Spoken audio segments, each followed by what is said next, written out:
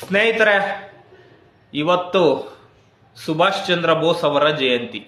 ಸಮಸ್ತ ಭಾರತ ದೇಶದ ಜನತೆಗೆ ಸುಭಾಷ್ ಚಂದ್ರ ಬೋಸ್ ಜಯಂತಿಯ ಶುಭಾಶಯಗಳು. ಸ್ನೇಹಿತರೆ, ಇವರನ್ನ ನೇತಾಜಿ ಅಂತಲೇ ಕರೀತಾ ಇದ್ರು ಪ್ರೀತಿಯಿಂದ.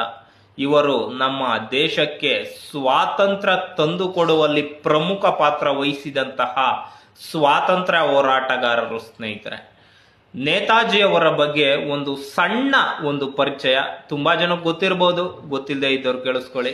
ಇವರು ಜನವರಿ 23ನೇ ತಾರೀಕು 1897ನೇ ಇಸ್ವಿನಲ್ಲಿ ಒರಿಸ್ಸಾ ರಾಜ್ಯದ ಕಟಕ್ ನಗರದಲ್ಲಿ ಜನಿಸ್ತಾರೆ.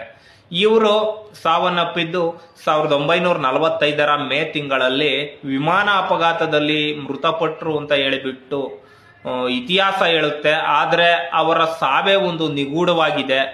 ಯಾವಾಗ ಏನಾಯ್ತು ಅನ್ನೋದು ಯಾರಿಗೂ ಕೂಡ ಸರಿಯಾಗಿ ಗೊತ್ತಿಲ್ಲ ಸ್ನೇಹಿತರೆ.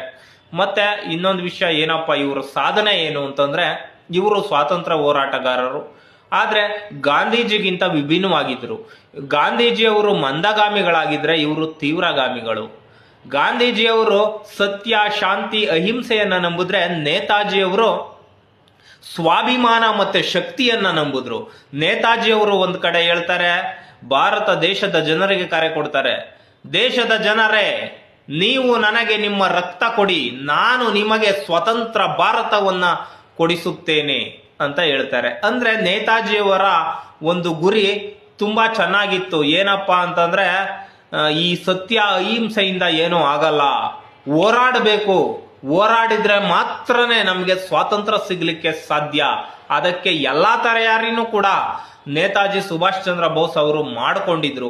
ಅದಕ್ಕಾಗಿ ಜರ್ಮನಿಯ ಹಿಟ್ಲರ್ನ ಸಹಾಯವನ್ನು ಕೂಡ ಪಡಿತಾರೆ ಸ್ನೇಹಿತರೆ. ಯಾಕಪ್ಪ ಅಂತಂದ್ರೆ, ಆಗ 2ನೇ ಮಹಾಯುದ್ಧದ ಕಾಲ ಇರುತ್ತೆ. ಜರ್ಮನಿಗೂ ಇಂಗ್ಲೆಂಡ್ಗೂ ಆಗ್ತಾ ಇರಲ್ಲ. ಆಗ ಇಂಗ್ಲೆಂಡ್ ಅಂದ್ರೆ ಇಲ್ಲಿ ಬ್ರಿಟಿಷ್ನವ್ರಿಗೂ ಜರ್ಮನಿಗೂ ಆಗ್ತಾ ಇರಲ್ಲ. ಶತ್ರುವಿನ ಶತ್ರು ಮಿತ್ರ ಅಂತ ಅನ್ನೋ ಹಾಗೆ ಇಲ್ಲಿ ನಮ್ಗೆ ಬ್ರಿಟಿಷರು ಶತ್ರು ಆಗಿರ್ತಾರೆ, ಅವರಿಗೆ ಒಬ್ಬ ಶತ್ರು ಅಲ್ಲಿರ್ತಾನಲ್ಲ, ಆ ಶತ್ರುನ ಮಿತ್ರತ್ವವನ್ನ ಮಾಡಿಕೊಂಡ್ರೆ ನಮಗೆ ಆ ಶತ್ರುವಿನ ಶತ್ರು ಮಿತ್ರ ಏನಿರ್ತಾನಲ್ಲ ಅವನು ನಮ್ಗೆ ಸಹಾಯ ಮಾಡ್ತಾನೆ ಅನ್ನೋದು ಇವರ ಒಂದು ಬಲವಾದ ನಂಬಿಕೆ ಇತ್ತು. ಅದೇ ರೀತಿಯಾಗಿ ಹಿಟ್ಲರ್ ಸಹಾಯ ಕೂಡ ಮಾಡಿದ್ನು. ಮತ್ತೆ ಜಪಾನಿಯರ ಸಹಾಯವನ್ನು ಕೂಡ ಇವರು ಮಾಡಿದ್ರು. ಜಪಾನಿಯರು ಕೂಡ ನಮ್ಮ ಸುಭಾಷ್ ಚಂದ್ರ ಬೋಸ್ ಅವರಿಗೆ ಸಹಾಯ ಕೂಡ ಮಾಡಿದ್ರು. ಇವರು INA ಅಂತ ಹೇಳಿಬಿಟ್ಟು ಒಂದು ಆರ್ಮಿನೂ ಕೂಡ ಕಟ್ಟಿದ್ರು, ಇಂಡಿಯನ್ ನ್ಯಾಷನಲ್ ಆರ್ಮಿ ಅಂತ ಹೇಳಿಬಿಟ್ಟು. ಇಂಡಿಯನ್ ನ್ಯಾಷನಲ್ ಆರ್ಮಿಯಲ್ಲಿ ಭಾರತ ದೇಶದಿಂದ ಬ್ರಿಟಿಷರನ್ನ ಓಡಿಸ್ಲಿಕ್ಕೆ ಏನೇನು ಕ್ರಮ ಕೈಗೊಳ್ಳಬೇಕಾ ಅದೆಲ್ಲ ಕೈಗೊಳ್ತಾ ಇದ್ರು. ಮತ್ತೆ ಜಪಾನಿಯರ ಜೊತೆ ಸೇರಿ ಭಾರತದ ಹಲವಾರು ಪ್ರದೇಶಗಳನ್ನ ವಶಪಡಿಸಿಕೊಂಡು ಸ್ವಾತಂತ್ರ್ಯ ಕೂಡ ಕೊಡಿಸ್ತಾರೆ, ಭಾರತದ ಈಶಾನ್ಯ ಭಾಗಗಳಿಗೆ ನುಗ್ಗಿ. ಆದ್ರೆ ಏನಾಯ್ತು ಅಂತಂದ್ರೆ, 1945ರ 2ನೇ ಮಹಾಯುದ್ಧದಲ್ಲಿ ಜಪಾನಿಯರಿಗೆ ಸೋಲಾಯ್ತು. ಆಗ ಆ ಸೋಲು ಸುಭಾಷ್ ಚಂದ್ರ ಬೋಸ್ ಅವರಿಗೂ ಕೂಡ ಹಿನ್ನಡೆಯಾಗುತ್ತೆ ಸ್ನೇಹಿತರ. ಅಲ್ಲಿಂದ ಸುಭಾಷ್ ಚಂದ್ರ ಬೋಸ್ ಅವರಿಗೆ ಸ್ವಲ್ಪ ಕಷ್ಟ ಆಗ್ತಾ ಹೋಗುತ್ತೆ. ಅವರು ವಿಮಾನ ಅಪಘಾತದಲ್ಲಿ ಮೃತರಾಗ್ತಾರೆ. ಇವರ ಒಂದು ಸಾವು ಇನ್ನು ನಿಗೂಢವಾಗಿದೆ, ಆದ್ರೆ ಹಿಸ್ಟ್ರಿ ಅದೇ ರೀತಿ ಹೇಳೋದು. ಅಲ್ಲಿಂದ ಸ್ವಲ್ಪ ಹಿನ್ನಡೆ ಆಯ್ತು ಇವರಿಗೆ. ಮತ್ತೆ ಇನ್ನೊಂದು ವಿಷಯ ಏನಪ್ಪಾ ಅಂತಂದ್ರೆ, ನಮ್ಮ ದೇಶಕ್ಕೆ ನೇತಾಜಿಯವರ ಕೊಡುಗೆ ತುಂಬಾನೇ ಜಾಸ್ತಿ ಇದೆ ಸ್ನೇಹಿತರೆ. ಆದ್ರೆ ನೇತಾಜಿಯವರನ್ನ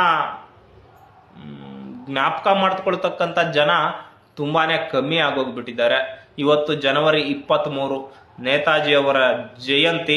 ಮತ್ತೆ ಇನ್ನೊಂದು ನಾನು ಚಿಕ್ಕ ಹುಡುಗನಾಗಿದ್ದಾಗ ಬಂದಿತ್ತು, ನೇತಾಜಿ ಸುಭಾಷ್ ಚಂದ್ರ ಬೋಸ್ ಇನ್ನೂ ಬದುಕಿದ್ರು, 2006ರಲ್ಲಿ ಸತ್ರು ಅಂತ ಕೂಡ ಬಂದಿತ್ತು. ಆದ್ರೆ ಅದು ಎಷ್ಟು ನಿಜನೋ ಸುಳ್ಳ ಅದು ನಂಗೆ ಗೊತ್ತಿಲ್ಲ. ಇಷ್ಟೇಳಿ ಈ ಒಂದು ವಿಡಿಯೋವನ್ನ ಮುಗಿಸ್ತಾ ಇದ್ದೀನಿ ನೇತಾಜಿ ಅವರ ಬಗ್ಗೆ. ನಿಮ್ಗೇನನ್ಸುತ್ತೆ ನೇತಾಜಿ ಅವ್ರ ಬಗ್ಗೆ? ದಯಮಾಡಿ ನೀವು ಕಮೆಂಟ್ ಮಾಡಿ ಅಂತ ಹೇಳ್ತಾ ಈ ವಿಡಿಯೋ ಇಲ್ಲಿಗೆ ಮುಗಿಸ್ತಾ ಇದ್ದೀನಿ. ಜೈ ಹಿಂದ್, ಜೈ ಕರ್ನಾಟಕ, ಜೈ ಭುವನೇಶ್ವರಿ ದೇವಿ.